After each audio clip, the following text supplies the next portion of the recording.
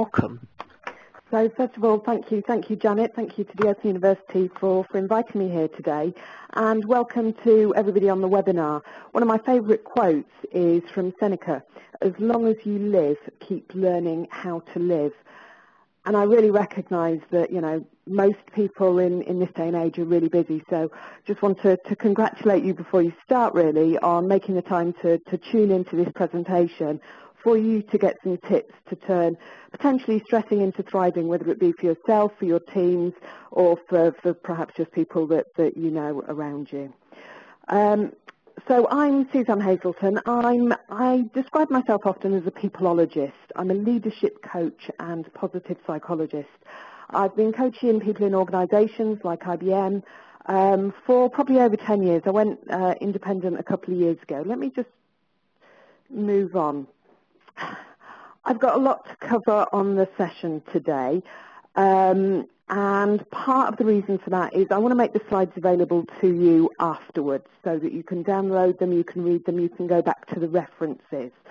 So I'm going to be talking about from stressing to thriving, and I guess to give you some tips, it's probably useful for me to set the context first. But as you can see by my draft agenda, I'm literally going to give myself 10 minutes for that. Before moving on to some tips. I'm hoping we'll have time to cover at least 3 of the tips. How to design your workday, how to, you know, use positive emotions, and some of the tools from positive psychology. But again, the slides are going to be there. I'm sure Janet will make them available after the webinar. And of course, questions, I may not look at them as we go through, but I'm sure if there's any that are pertinent, Janet will interrupt me and we'll take them as we go. Otherwise, I'll answer them at the end. Otherwise, we can transfer the discussion onto LinkedIn, where I'll be happy to answer any further questions that you've got. So that's really what I'm going to be talking a little bit about today. So first of all, about me, and I introduced myself to you, and I put some of these slides up, not really, well, not to brag, but, you know, you want to know who you're listening to, what credibility have I got. So most recently, I've done a master's degree in applied psychology, applied positive psychology, which is the science of happiness, well-being, and motivation. But within IBM, I was involved in management, leadership, coaching, designing, training, and employee engagement. So my background encompasses a number of things, from NLP, which most people, I guess, have heard of, neuro-linguistic programming, a whole heap of professional development, whether it's from things like Myers-Briggs and FIRO-B, through to leadership training, typically within IT, but more recently I've been working with other organisations, including the charity Guide Dogs, leadership and business coaching, and I've also got a background in psychotherapy, so the background, if you like, of illness, before looking at positive psychology. Oh, I'm also the author of 2.1 books. Some of you will see that there's 3 books up there, and you'll also perhaps notice that my name isn't on the front of one of them. So Great Days at Work and Raise Your Game are the books that I've written, and I also contributed a chapter to the Entrepreneurs Succeed With Us, and the chapter I wrote was around mindset.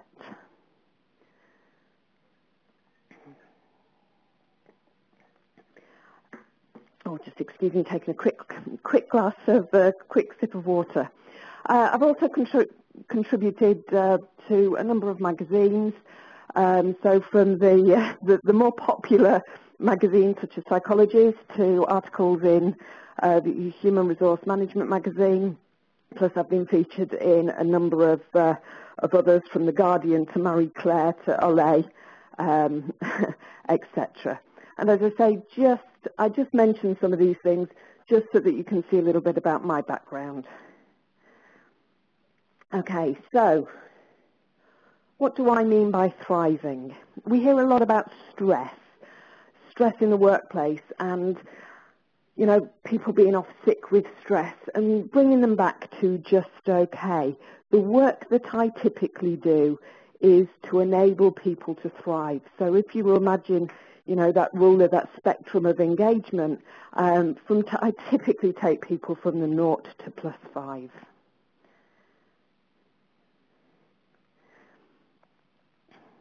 I've just seen that, I don't know how clear I'm doing, so perhaps, Janet, you could let me know. Somebody's saying that I'm being a little bit muffled, and if so, I can dial in again on my mobile. So if that's... No, you sound fine to me, actually, Suzanne. Super. Okay, thank you. Maybe I just moved it away in my excitement from my mouth a little bit. So thanks for the comment, Kim. Okay, so why is thriving important? Just briefly going to talk about society, organisations and business. Again, I've included some references. Don't worry about scribbling them down. You will have access to the presentation afterwards. So this is from a lady called Huppert, and she talks about, you know, where people thrive within our organisation. Typical standard distribution curve with mental disorder on the left and flourishing on the right. Often a lot of attention is paid by society in treating mental disorder, and to move those people, you know, further towards the right. However, one of the things that Huppert suggests is that by focusing on people who are in the moderate mental health and moving them into the flourishing range, actually the whole distribution curve will also move to the right, and, you know, people will also come out of mental disorder, perhaps by more people being able to support and work with others.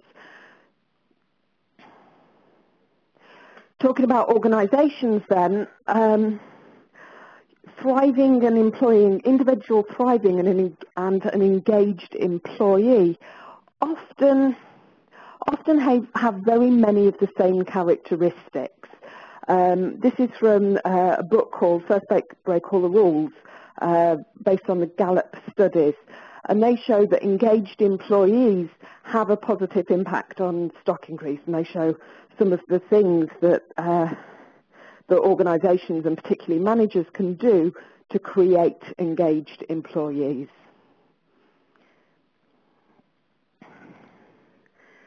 And for the individual, research is beginning to prove that happiness leads to success.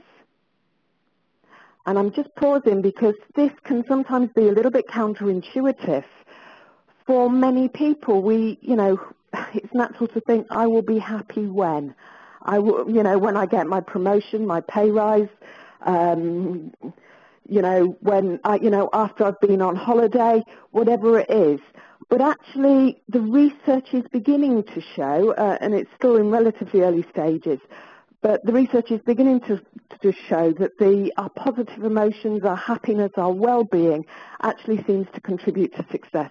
And I'll talk about that a little bit later. So many of the tools have come from a new body of research called positive psychology. I don't really have time on this call to go through what positive psychology is, but happy to have a thread on the discussion forum to talk more about that and point you to some useful links. So please do pick me up on that if that's of interest to you. Excuse me. But positive psychology is the study of happiness, well-being and motivation. Often, psychology as a whole has been funded by, stress, anxiety, and that's where the money's gone, that's where the research has gone. But for many, many years, people have been looking at other aspects of, what enables people to be great. What's the psychology of genius? What's the psychology of talent?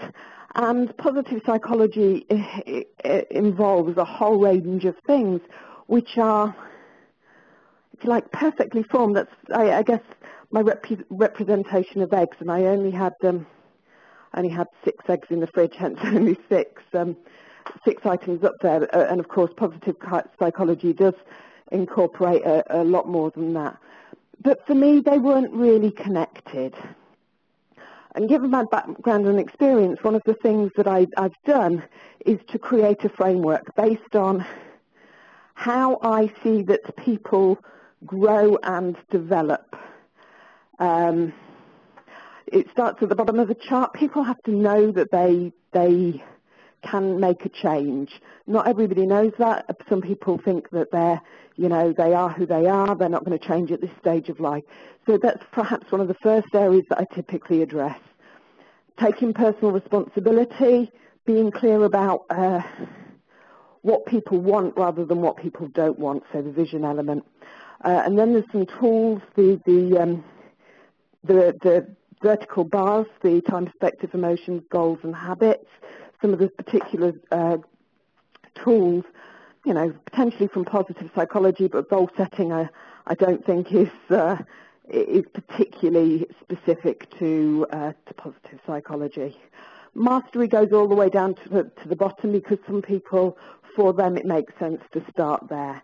And I've seen that a lot with some of the work I do with people around Myers-Briggs, and they get that revelation.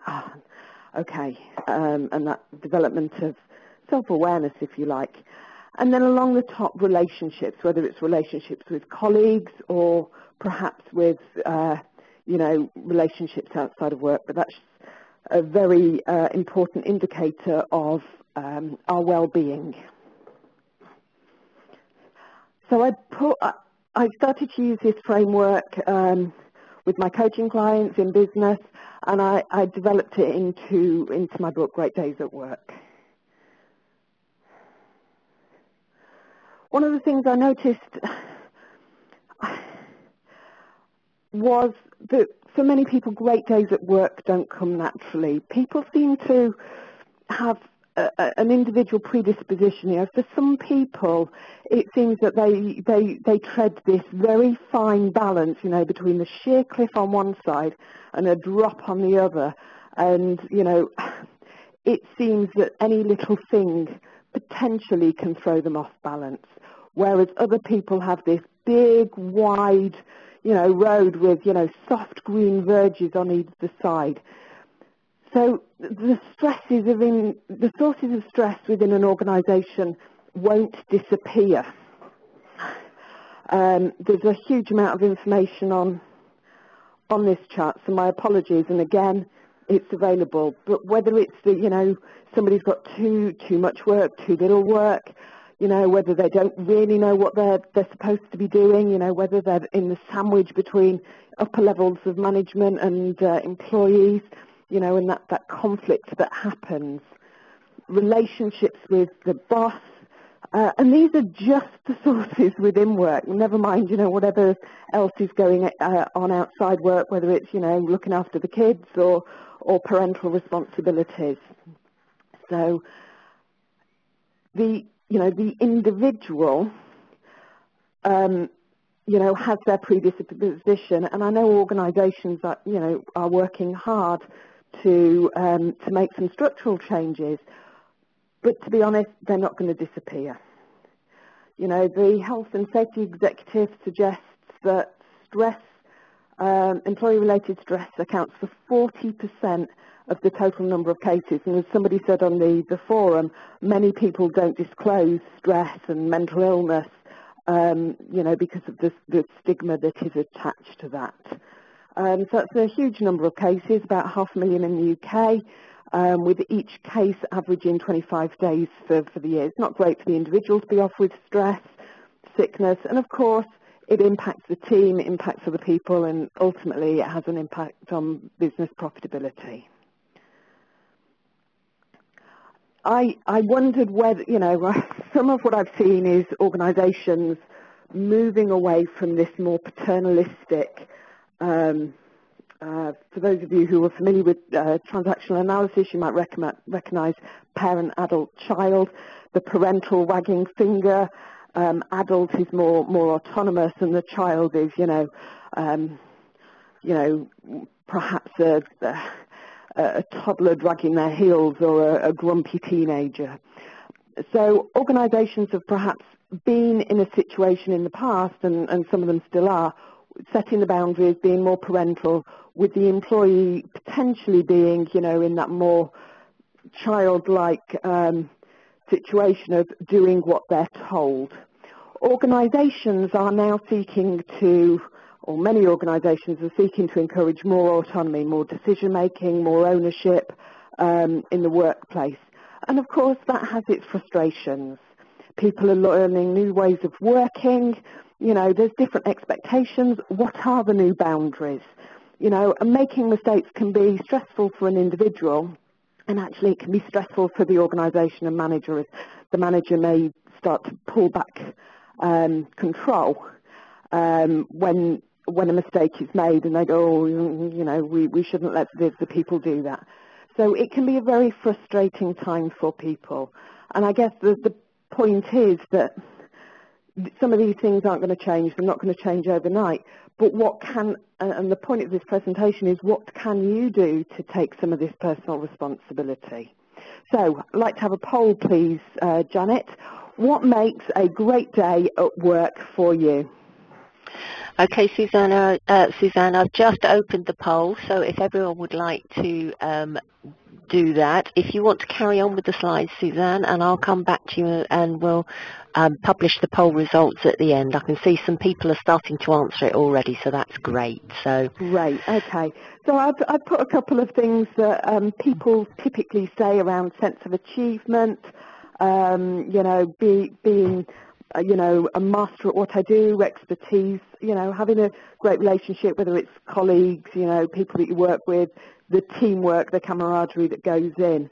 And some of it may be the socialising or getting recognised for a job well done. And of course I've heard, you know, things like actually great days at work, home time. And of course there may be something different for you. Traditional motivation theory talks about, you know, the three aspects that typically motivate us, you know, being given control, the autonomy, the competence, you know, the sense of achievement, and relatedness, how well we get on with other people.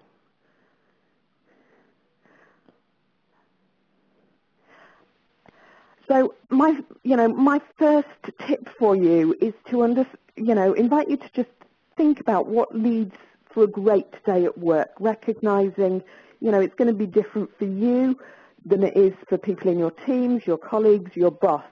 And, you know, just think about the small things that you can do to design your day to get more of what you want. It could be some small things. I was at Microsoft probably 2 weeks ago, and there, you know, some insights around actually, if you get achievement from your day and actually a sense of, you know, getting through stuff, how about you make sure that you structure your day so that you get through stuff first thing in the morning. Great. I don't know whether you can see, I think Janet's just published the... Yes, I have, yes, and it seems to support that what you were just saying, Suzanne, that the sense of achievement is very important. Superb.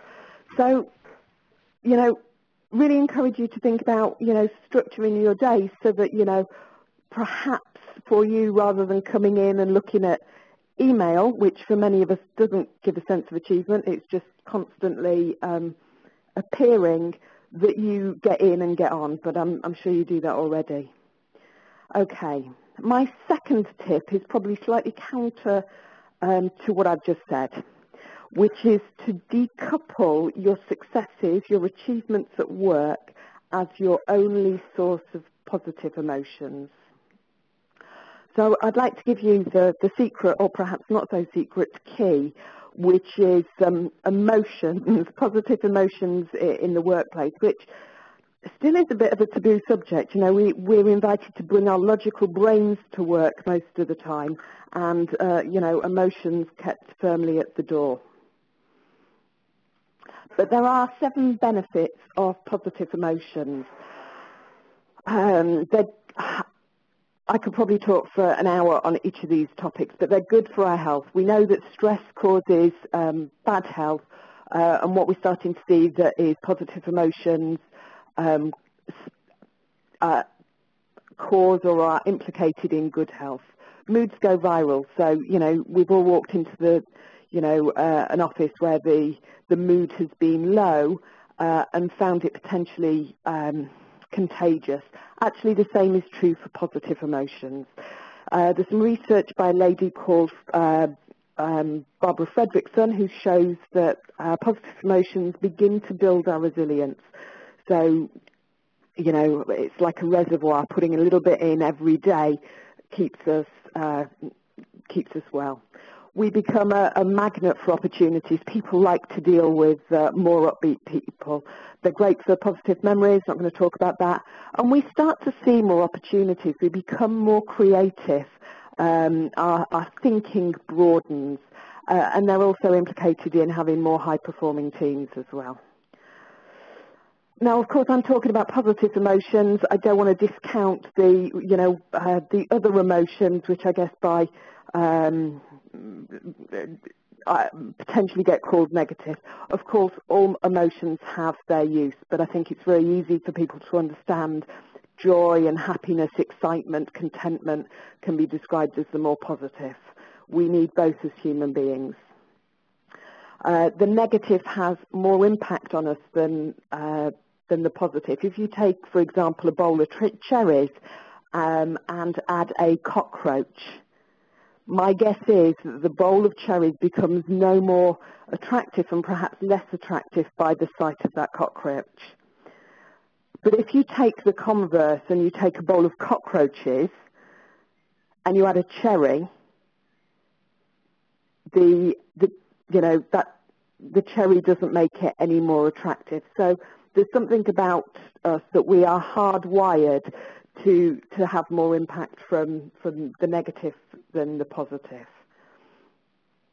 And the research is starting to show that we have a state change, a massive change that happens to us as human beings, which is like, you know, the state change at 0 degrees from ice to water.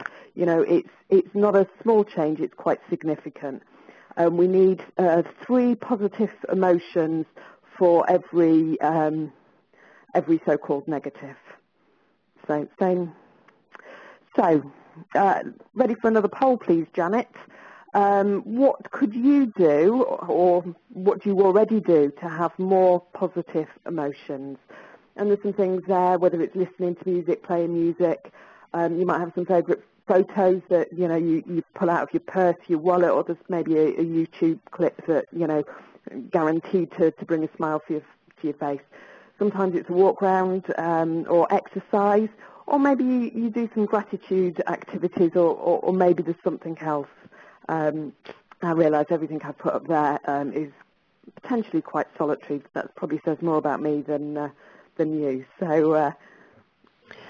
Okay, as you can see, people are starting to answer the poll, Suzanne. And speaking personally, we've just had got a puppy, so mine is walking. So it's a good stress buster. Thank you. And there's something about the interaction with pets and animals as well. So thank you. Absolutely. So just whilst you're taking a moment to see what you do already, there are a whole heap of tools that have been researched from positive psychology that have been found to be particularly effective in building positive emotions. I don't have time to talk about all of them in great detail. Some of them will make sense as they stand. And again, happy to answer more questions, but, you know, using our strengths in the workplace, knowing what we're good at and doing, you know, seeking to do a bit more of it, not exclusively, but doing a bit more of it. Acts of kindness, you know, whether they're random acts of kindness to complete strangers, or whether it's, to your partner, you know, doing the washing up even though it's not really your turn. Using a balance of time perspectives. You know, many people I meet in organisations are very driven. They're very future goal orientated. But how often do we take the time to perhaps savour or reminisce in a very positive way? Thinking about being grateful, what we're grateful for on a day-to-day basis. You know, and just keeping that top of the mind, savouring, really enjoying the moment and experiencing, as well as thinking of 3 good things.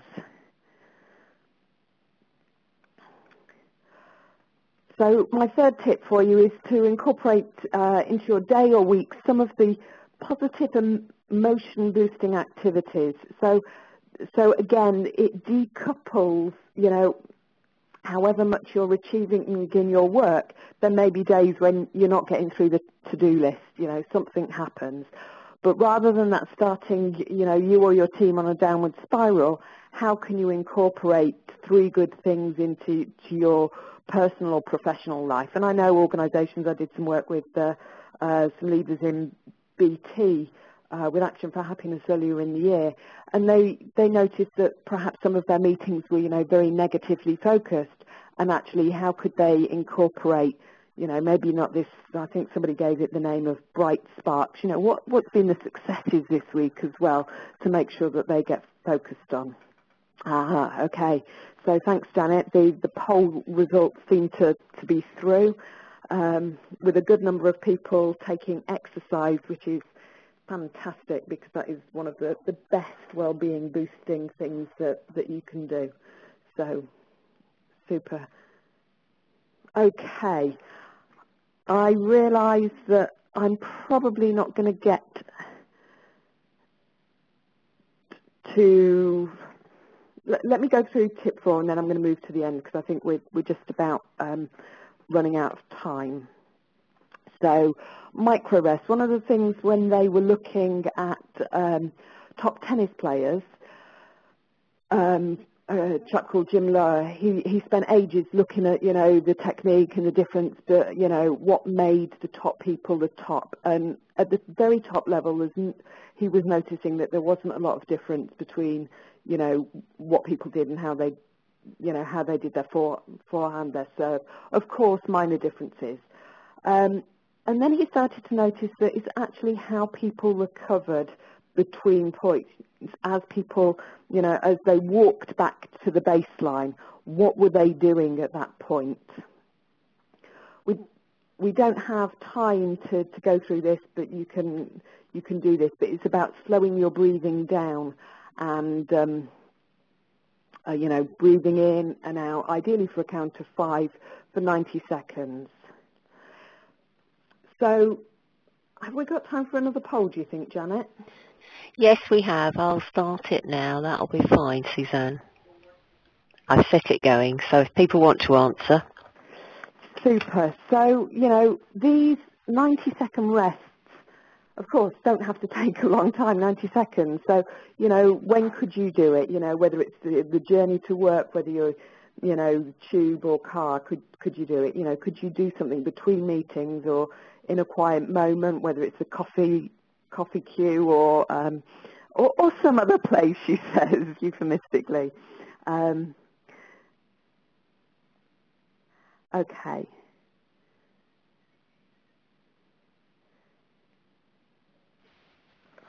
Everybody's still answering, Suzanne, so you can carry on for a little while.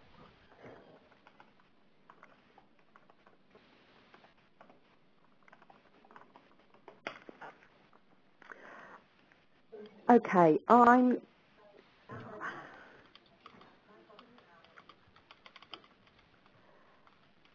my final tip is really around, is around the relationship aspect, and something that everybody can do, and it's how we respond to good news. And I realise that we're potentially going to have 2 polls rolling on at the same time.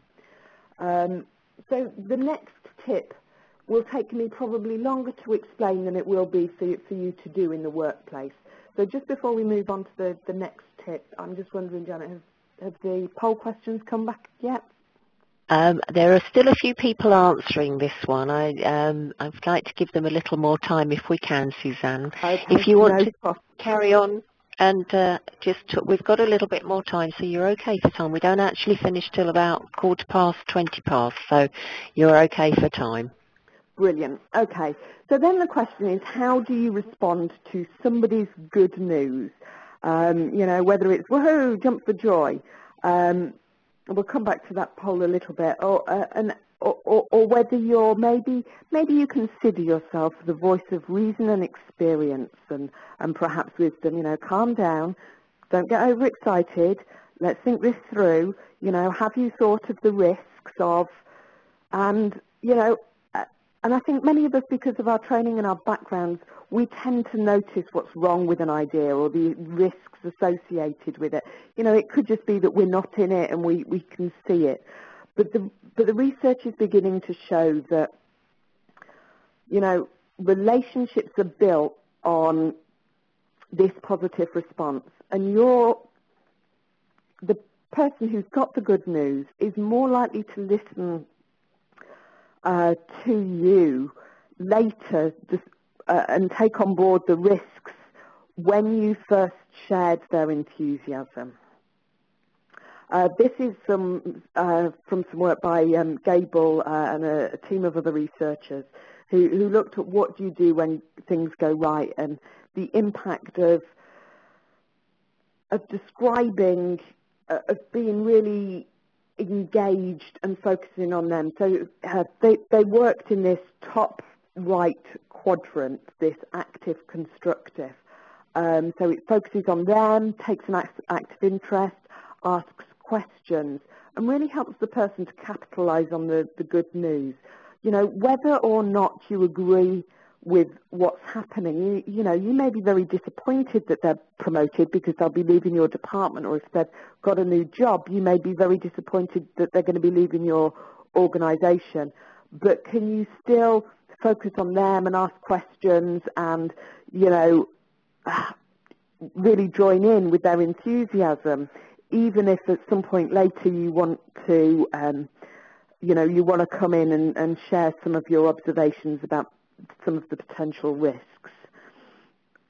So that's the area that the research suggests to focus on. And, I think for many of us that's not necessarily what we do. Starting in the top left quadrant, passive and constructive, oh, that's great, promoted.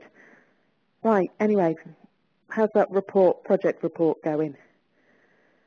So there's something, we've acknowledged it, and, perhaps in our busyness we just forget to take that extra 5-10 seconds just to, oh wow, congratulations. In the bottom left, passive and destructive, I guess there's two different ways this can go, oh, promotion. Oh, yeah, me too. I remember when I was promoted, it was such a fantastic thing. Da, da, da, da.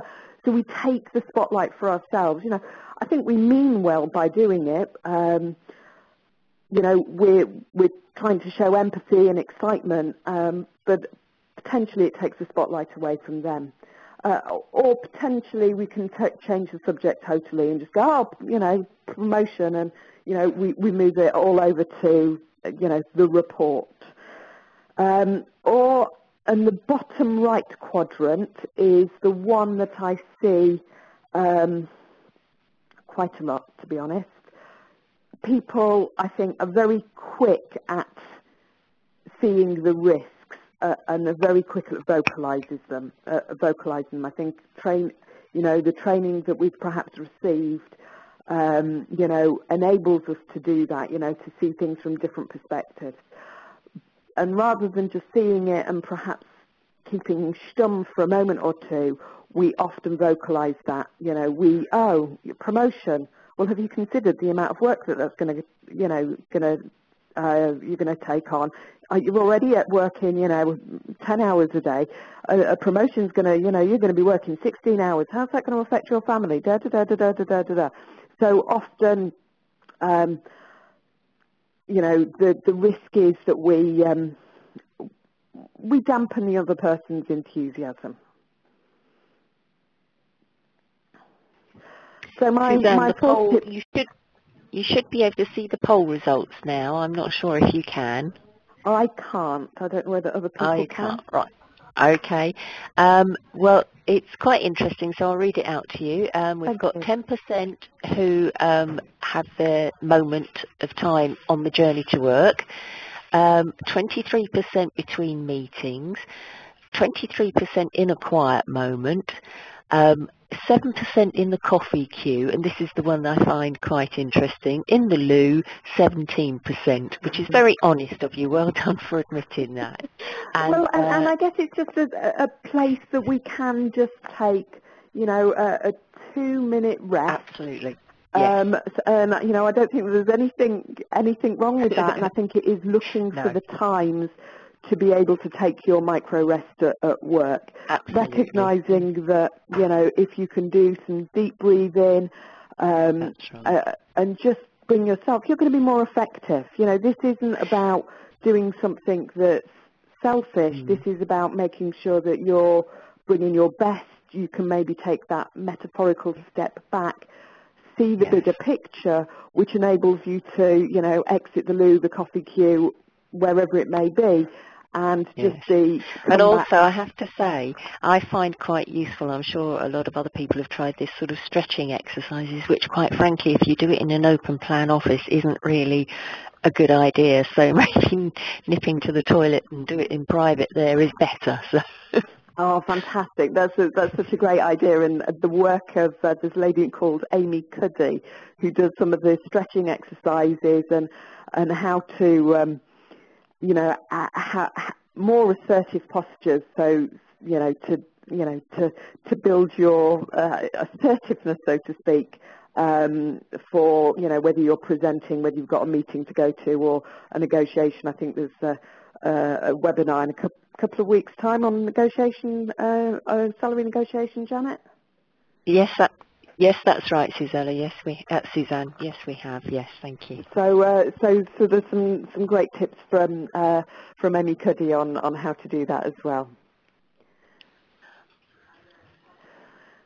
Okay, should we go back to the other poll? I've really given you some answers, but how do you respond to somebody's good news? I've just set the poll going, so if everybody would like to just do that, and we can carry on for a little bit. So absolutely. Well, I'll just give a moment for people to read some of the questions. Cause sure. Perhaps a little bit more wordy than maybe some of the polls that sure. Pop up. So, you know, I acknowledge somebody's good news. It can be a bit distracting. With my experience, I often spot problems that they may not have thought about. You know, reminds me of a similar experience that's happened, or woohoo, congratulations. Or you may respond in another way altogether. And you will notice that the intention is that it maps onto this chart. And my encouragement, my tip here is to respond in this more active, constructive way. Find something to genuinely comment on. So this isn't about, if you don't think the promotion's good for them, you don't have to say, wow, that must be really good for you. But you can, wow, I can see your excitement. So you can comment on something that's genuine to, you know, to what you see, even if you don't agree. And that gives you the door to come back and talk to them later. I have to say, Suzanne, while people are still going through, I can see the results on here, and the majority of people do go for the woohoo congratulations one, which is great news. Which is fantastic, super. So seek first to understand, then be understood. Okay, so I make the time about 10 past. I realise this has been a little bit of a whistle-stop tour. What I wanted to do was set the context of thriving, why I think it's important to society, business and individuals. I've given you a very quick introduction to positive psychology and talked about, you know, this balance between individuals versus the stressors, you know, and, you know, my invitation, if you like, is it doesn't have to be big organisational structural changes that can make a difference. You know, you can make small changes no matter your role in an organisation, both to, you know, impact yourself and others. I have very, very quickly, and I realise possibly too quickly for some people, but I like to give people a few tips to take away, because often there'll be one that people go, yeah, it's not really going to work for me. I don't do that. That's okay. there might be one that you go, that's interesting. Okay. And what I hope from the selection that I've given you is that there'll be something that you go, oh, I'm going to give that a go. So that's where we are. We're going to move into Q&A. So if you've started to have some questions, now would be a great time to start typing them in if you haven't already, and Janet and I will get to them. I would like to thank you very much for answering the polls. Oh, let's just, the polling results are in. Yes. That Janet's talked about, so you can probably see them there as well. So 40% of you do the woohoo, congratulations, which is fantastic. So I'd like to thank you for your time and attention this lunchtime. Time for your questions. At the moment we haven't got any, but I wondered, I've actually recently went on, well, not a few months ago, went on a 5 choices to extraordinary productivity, which I found absolutely transforming, and it was very much about the positive nature of sort of emotions, and by sort of sorting out tasks, and it was a very holistic view of things. And I wondered if you've heard of it and what your thoughts are on it, Suzanne. I haven't come across the 5 choices to personal productivity.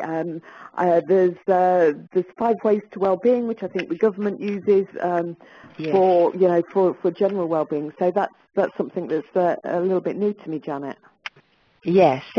You mentioned, now I can never remember the chap's name, Steve Coveney, is it? Stephen Covey, yes. That's it, Stephen Covey. He actually is the basis for this course, so that's why it sparked that in me. So it would be worthwhile. I think what's really interesting is that there are a number of different authors, writers, researchers who are starting to come to the same conclusions. And in some respects, some of this stuff perhaps is no different to the, yogis and, some of the things that they were teaching, 2,000 plus years ago.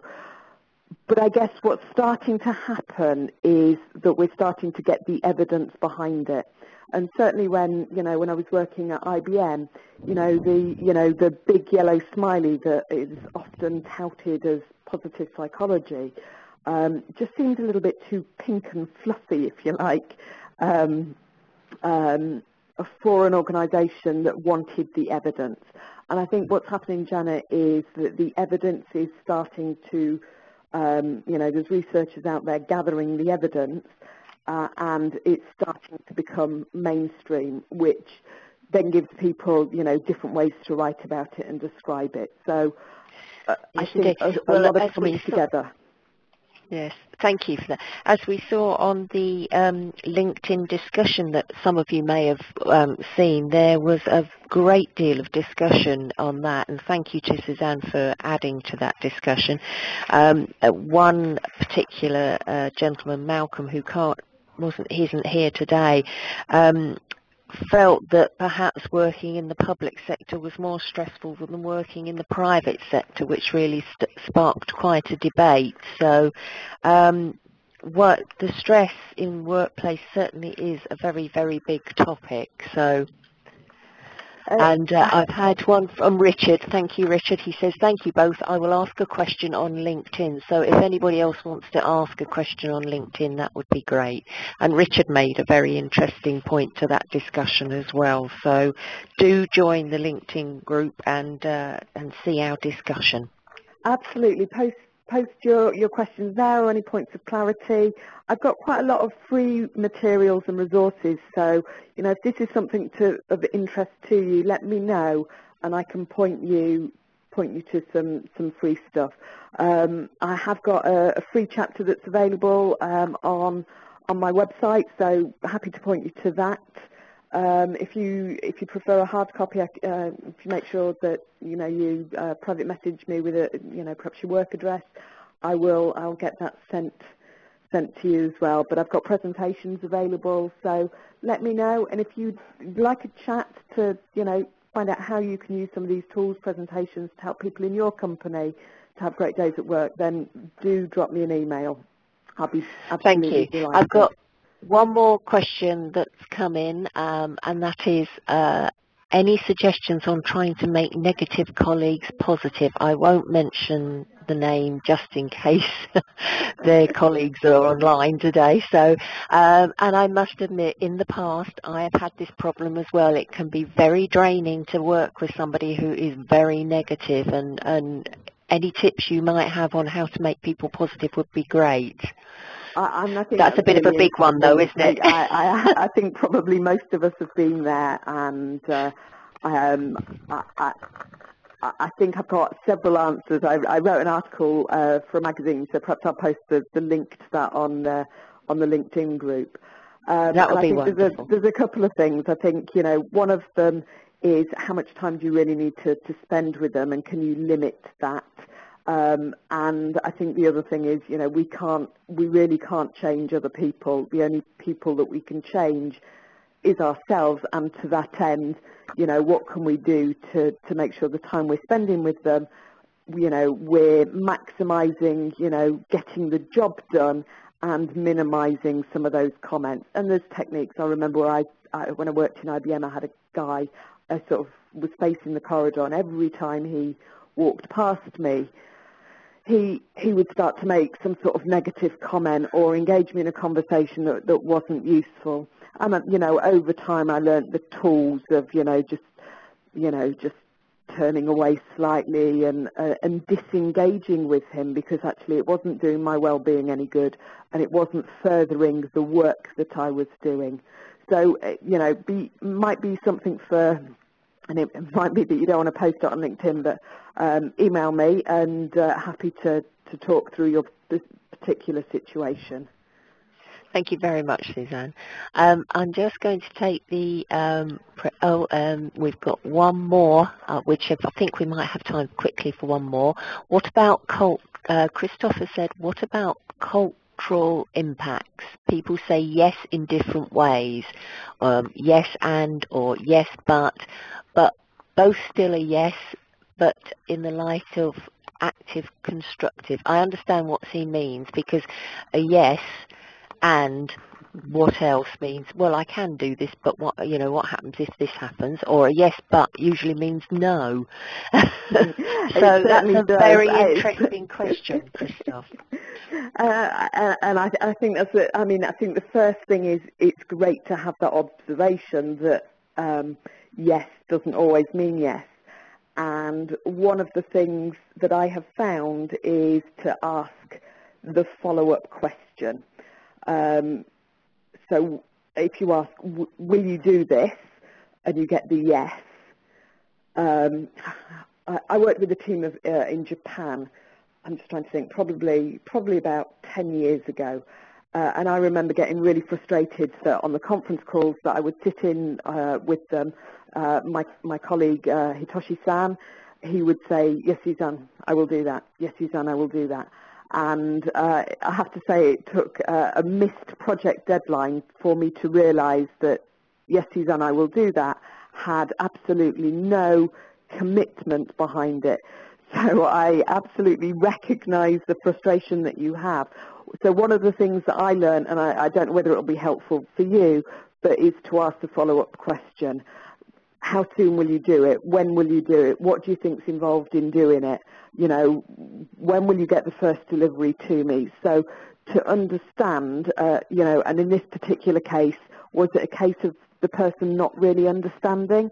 But for me, asking the follow-up question started to get into a bit more discussion. And from that discussion, I could start to understand whether it was a lack of skill, a lack of understanding, or perhaps a lack of motivation to do it. And then from understanding those three elements, we could start to make progress. So I hope that's useful for the person who asked the question.